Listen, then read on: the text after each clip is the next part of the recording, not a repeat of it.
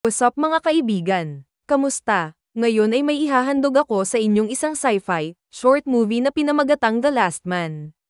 Ang pelikula ay nagbubukas sa isang madilim na silid, kung saan ang isang lalaki ay nakitang naka-hibernate sa isang cryo chamber. Nakasuot siya ng isang espesyal na maskara na nagbibigay daan sa kanya upang huminga at kumain ng pagkain sa kanyang pagtulog.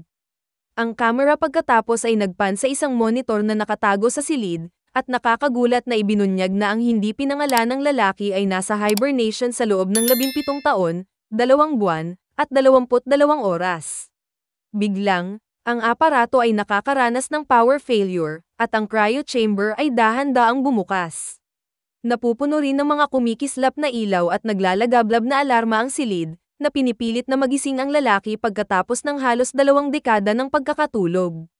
Ang unang bagay na ginawa niya ay tinanggal ang kanyang maskara, at sa wakas ay nakuha natin ang tamang pagtingin sa mukha ng lalaki. Mukhang nasa mid-50s na siya, na halata sa katotohanang halos wala siyang buhok.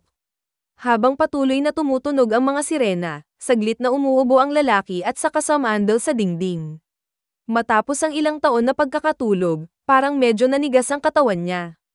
Ngunit ang lalaki ay hindi nakakakuha ng maraming oras upang magpahinga dahil binabalaan siya ng monitor na lumikas kaagad.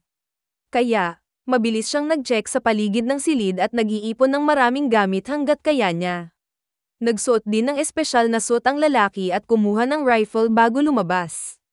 Pagkatapos makalabas sa bunker, umakyat siya at sa wakas ay narating ang ibabaw. Ngunit may nakakakakilabot para sa kanya, natuklasan niya ang isang mundo na lubhang kakaiba sa nakilala niya 17 taon na ang nakakaraan. Ang magandang lungsod, na dating puno ng buhay at halaman ay sirang-sira na.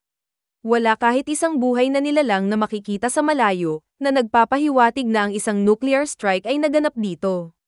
Para bang hindi sapat iyon, umuulan sa lahat ng oras.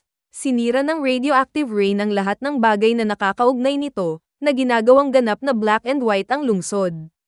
Ang mabangis, nakakatakot, at sira-sira na mundo ay ang bagong katotohanan ngayon. Ang lalaki ay naiwan sa lubos na pagkabigla matapos itong masaksihan, ngunit wala siyang pagpipilian kundi ang sumulong dahil ilang oras na lamang bago maubos ang kanyang mga gamit. Umaasa siya na may mga taong nabubuhay pa sa malupit na kaparangan na ito. Pagkatapos tipunin ang kanyang sarili, tiningnan ng lalaki ang kanyang aparato, na nagpapakita na ang kapaligiran ay masyadong nakakalason upang huminga. Limitado ang supply ng oxygen niya kaya kailangan niyang kumilos ng mabilis. Sa sandaling iyon, nakatanggap siya ng abiso sa kanyang device, na humihiling sa kanya na tumungo sa isang punto ng pagtatagpo. Napakalaking 10.4 na kilometro ang layo, na maaaring abutin ng ilang oras bago makarating sa ganitong kapaligiran. Ngunit ang lalaki ay walang pangalawang pagpipilian kaya nagpapatuloy siya patungo sa pareho. Kasunod nito, binibigyan niya ng ilang aerial shot ang lungsod, at mukhang isang apocalypse. Ang mga lobby ng mga gusali, sasakyan, at maging ng mga eroplano ay nakakalat dito at doon. Nakikita rin natin ang mga blast crater sa lupa, at mga pahayagan na may mga headline ng digmaan. Matapos maglakad ng ilang sandali, narating ng lalaki ang isang abandonadong military base. Maraming mga kotse ang nakahiga sa labas sa isang ramshackle na estado, ngunit walang kapaki-pakinabang sa kanila. Ang lalaki pagkatapos ay dahan-daang pumasok sa gusali na nakahanda ang kanyang rifle. Siya ay desperado na makahanap ng ibang tao, ngunit siya ay nag-iingat din na ang mga tao ay maaaring maging mga halimaw sa sitwasyong ito. Ang lalaki ay pumupunta ng silid upang suriin, ngunit ang tanging nadatnan niya ay mga lobby at basura. Sa isang punto, sa wakas ay nakahanap siya ng isang bagay na kapaki-pakinabang, isang landline. Sa kasamaang palad, wala itong gumaganang koneksyon. Ito ay nagiging sanhi ng paglubog ng kanyang puso, at siya ay nagdadalamhati sa isang sandali. Ngunit hindi nagtagal ay tinipon niya ang kanyang mga tindig at nagpatuloy sa kanyang paglalakbay. Pagkalabas ng gusali, tinitingnan ng lalaki ang kanyang device, para lamang malaman na wala itong signal. Ang kanyang mahirap na paglalakbay ay naging imposible na ngayon dahil hindi niya alam kung saan pupunta. Muli niyang sinuri ang mga kalapit na sasakyan, umaasang makakahanap siya ng kapaki-pakinabang, ngunit walang resulta. Ang lalaki pagkatapos ay walang layunin na naglalakad sa mga random na direksyon ng maraming oras. Nawalan na siya ng pag-asa kaya plano niyang iputok sa langit ang nag-iisang flare gun niya. Ngunit sa huling sandali, muli siyang nag-iisip. Lumalakas din ang ulan at unti-unting nababawasan ang pag-asa ng lalaki na mabuhay. Ngunit kapag siya ay nasa kanyang pinakamababang punto, ang kanyang aparato ay nagbibip. Sinuri ito ng lalaki at nakita ang notification na environment safe. Ito ay nag-iiwan sa kanya sa isang seryosong problema. Sa loob ng 17 mahabang taon, natutulog ang device sa loob ng bunker, at hindi siya sigurado kung nagbibigay ito ng tumpak na mga pagbabasa. Pero alam din ng lalaki na mauubusan ang supply ng oxygen niya, kaya isang panganib ang kailangan niyang gawin. Pagkatapos, ay naglakas siya ng loob at tinanggal ang kanyang protective helmet. Sa tuwa niya, hindi siya naaapektuhan ng ulan, na nagpapahiwatig na talagang ligtas ang kapaligiran dito. Hindi makapaniwala ang lalaki na sa wakas ay nakalanghap na siya ng natural na hangin at dinadama ang tubig ulan. Siya ay tumatagal ng ilang sandali upang magalak, dahil alam niyang hindi na niya ito mararanasan muli. Sa gitna ng masayang sandali, muling nagbip ang device. Sa pagkakataong ito, inaangkin nito na malapit ang isang miyembro ng koponan. Laking gulat ng lalaki dahil ipinakita nito ang distansya na 205 metro lamang. Puno ng panibagong pag-asa at determinasyon, inipon niya ang kanyang mga gamit at nagmamadaling pumunta sa nasabing lokasyon. Ang lalaki ay nagsimula na ngayong mangarap na muling makasama ang isa pang tao pagkatapos ng halos 2 dekada. Sa kasamaang palad, pagdating niya sa lugar, ang mahahanap niya lang ay isang kinakalawang na helmet na pag-aari ng isang miyembro ng koponan. Maliwanag na matagal nang namatay ang tao. Sa malapit, ang lalaki ay nakahanap ng isang radyo na nagpapalabas ng mga signal sa kanya. Nawasak at nalulungkot, napaluha siya at nagsimulang magmura sa tuktok ng kanyang boses.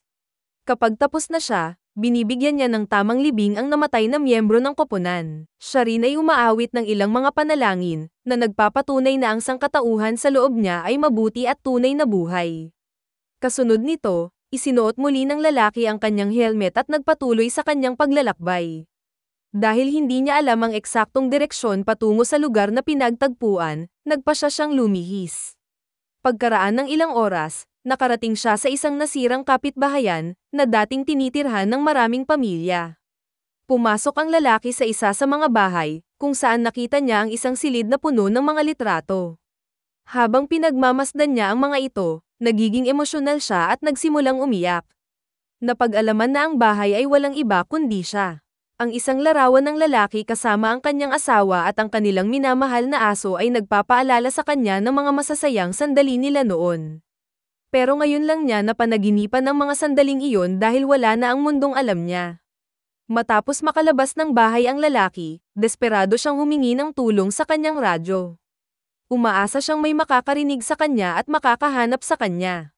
Patuloy siyang sumusubok ng maraming oras, at sa panahon nito, ipinakita sa atin ang isa pang aerial footage ng lungsod. Ang mga skyscraper at iba pang monumento ay ginawang mga durog na bato at ang lahat ay mukhang monochrome. Ilang sandali pa, pumasok ang lalaki sa isang lagusan at nakatagpo ng ilang poster. Lahat sila ay nagsasalita tungkol sa digmaan at pagpatay. Pinagmasdan sila ng lalaki saglit bago nagpatuloy sa kanyang paglalakad. Kapag dumating ang gutom, kumukuha siya ng isang lata ng dog food at sinisimulang kainin ito. Ito ang sukdulang luho na maaari niyang makuha sa ngayon, ganoon ang estado ng mundo. Ngunit ang pagkain ay malapit ng maubos, at dahil doon, ang kanyang mga pagkakataong mabuhay ay nagiging kaunti.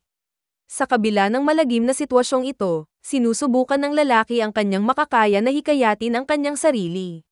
Kahit na wala ni isang tao sa paningin, nagpasya siya na kailangan niyang magmukhang malinis at maayos. Inilabas niya ang kanyang talam ng labaha at nagsimulang mag-ahit ng kanyang balbas, kahit na wala siya. Gumagamit ang lalaki ng basag na piraso ng salamin para pagmasdan ang sarili. Habang abala siya sa aktibidad na ito, biglang naubos ang baterya ng kanyang device. Ngayon, siya ay ganap na naiiwan sa kanyang sarili, walang anumang pagkain, tubig, at signal ng radyo. Sinisira nito ang kalooban ng lalaki na mabuhay at nagsimula siyang humikbi habang hawak ang aparato sa kanyang mga bisig. Sa susunod na eksena, kahit papaano ay bumangon siya at umakyat sa pinakamataas na gusali sa rehiyon. Ngayon, isa na lang ang makakatulong sa kanya, ang flare gun niya. Umaasa pa rin ang lalaki na may buhay na tao sa lungsod, ngunit hindi niya alam kung saan. Kaya, nagpa siya siyang magsenyas ng tulong sa kalangitan. Pagkatapos ay pinaputok niya ang kanyang flare sa kalangitan at kinakabahang naghihintay ng tugon. Lumipas ang ilang segundo at nagkaroon ng ganap na katahimikan sa rehiyon. Sinira nito ang lalaki at naghanda siyang umalis. Ngunit sa sandaling iyon, may tumugon sa kanya sa pamamagitan ng pagpapaputok ng isang flare gun. Tuwang-tuwa sa nakita, nagmamadaling bumaba ang lalaki sa gusali at tumungo sa direksyon kung saan sumabog ang flare. Tumigil na rin ang ulan na naging mas malinaw sa kanya. Maya-maya pa, may nakita siyang helmet sa di kalayuan, na malamang ay pag-aari ng tao. Ngunit ang ating bida ay mukhang hindi masyadong kinikilig dahil ang helmet ay may simbolo ng kaaway. Nangangahulugan ito na ang tao ay maaaring magalit, na hindi magdadalawang isip na pumatay at magnakaw ng mga supply. Anuman, ang lalaki ay handa na kumuha ng panganib, dahil siya ay nag-iisa sa napakatagal na paraan. Inilabas niya ang kanyang rifle at dahan-daang pumunta sa helmet. Ngunit nang malapit na siyang maabot nito, may pumutok na baril sa likuran niya. Nang lumingon ang lalaki, laking gulat niya nang may babaeng nakatutok sa kanya ang rifle. Saglit silang nagkatitigan ngunit maya-maya ay ibinaba na ang kanilang mga sandata dahil wala nang saysay na makipag-away pa. Pareho silang hindi nagsasalita ng isang salita, ngunit naiintindihan nila ang lahat. Mag-subscribe para sa higit pang mga video na tulad nito, at huwag kalimutan mag-like, comment, share at i-on ang notification bell para matulungan ang aming channel. Hanggang sa muli, salamat!